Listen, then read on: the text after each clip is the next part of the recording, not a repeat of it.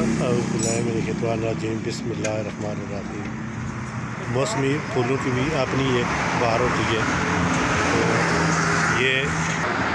ये आते तो बहुत थोड़े दिनों के लिए होते हैं, लेकिन जो इनका वक्त मुकर्रर है उसमें ये अपने पास से गुजरने वालों को अपनी बीनी खुशबू से अपनी तरफ मतवज्जो करते हैं।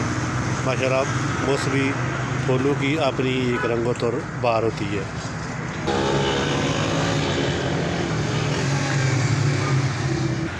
जिस तरह ये रंग बिरंगे फूल अपनी बीनी की खुशबू से लोगों को अपनी तरफ मायल करते हैं, इसी तरह ये कुदरती दरख्त दरेक, इस पर भी फूल कुछ 10-15 दिनों के लिए आते हैं। जब इतनी ज़्यादा इनकी खुशबू होती है, ये दूसरे मौसमी फूलों से कई गुना ज़्यादा होती है और इसकी बहुत अच्छी खुशबू होती है। और इसको जो फूल होते हैं सफ़ेद रंग के, ये भी माशाल्लाह बहुत खूबसूरत होते हैं।